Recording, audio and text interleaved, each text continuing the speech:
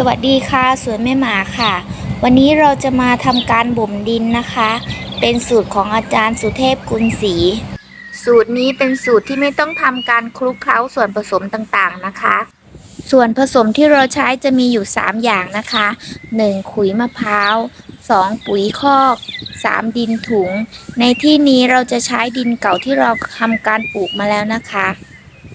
ส่วนผสมทุกอย่างนะคะใช้อัตราส่วน1:1นะคะที่สามารถลดสัดส่วนลงได้จะเป็นปุ๋ยคอกนะคะอาจจะใช้ครึ่งส่วน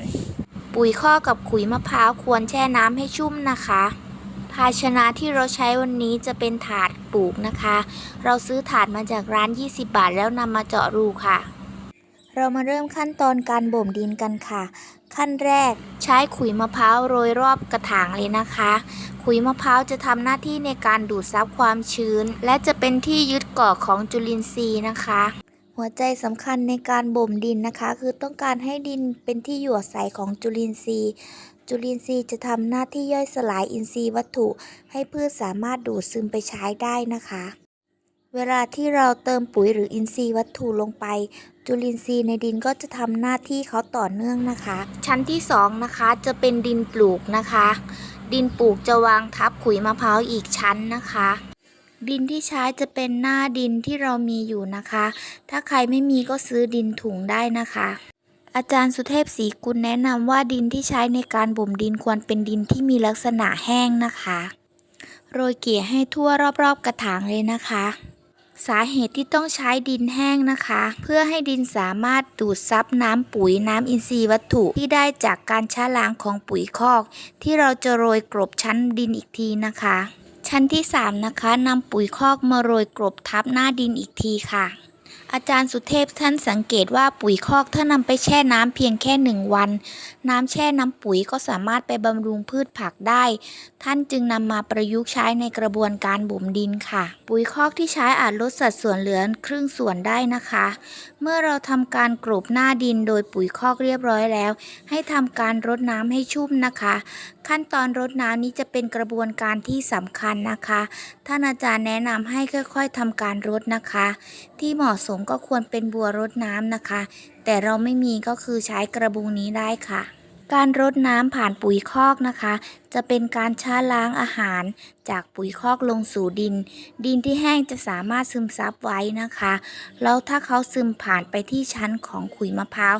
ขุยมะพร้าวจะทำหน้าที่ดูดซับความชื้นซึมซับทั้งปุ๋ยแล้วก็น้ำไว้นะคะเป็นการคงความชื้นไว้ในกระบวนการบ่มดินค่ะสภาพของดินหลังจากการบ่มดินจะดีหรือไม่ดีก็ขึ้นอยู่ขั้นตอนนี้นะคะ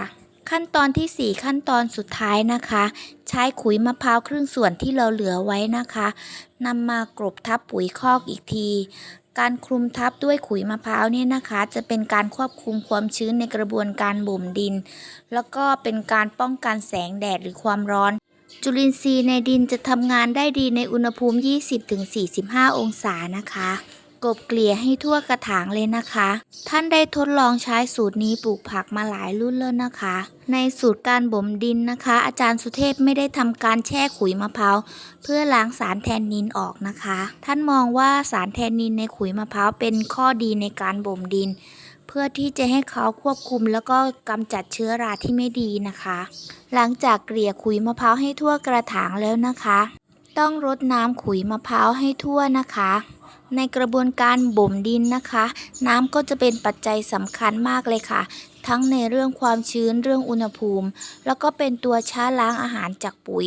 ให้ดินสามารถดูดซับไว้ได้นะคะเมื่อทำการรดน้ำให้ทั่วแล้วนะคะเราจะนำกระถางนี้นะคะไปวางในที่ร่มใน3 วันแรกต้องคลุมหน้าดินเพื่อรักษาความชื้นไว้นะคะหลังจากผ่านไป3 วันสามารถเปิดภาชนะคลุมหน้าดินได้แล้วตั้งทิ้งไว้14 วันนะคะในระยะเวลา14 วันก็ควรหมั่นตรวจสอบความชื้นของดินถ้าดินแห้งเราสามารถเพิ่มความชื้นโดยการรดน้ำได้ค่ะผ่านไป14 วันนะคะให้ตรวจสอบลักษณะของดินถ้าดินมีลักษณะร่วนซุยกำแล้วไม่จับตัวเป็นก้อนก็สามารถคลุกเคล้านำไปใช้ปลูกพืชได้ค่ะแต่ถ้าจับแล้วดินจับตัวเป็นก้อนมีความชื้นอยู่นะคะให้ตั้งทิ้งไว้จนกว่าดินจะแห้งจบกระบวนการบ่มดินถ้าเห็นว่าคลิปนี้มีประโยชน์ ช่วยกดติดตาม กดไลค์ กดแชร์เป็นกำลังใจให้เราด้วยนะคะ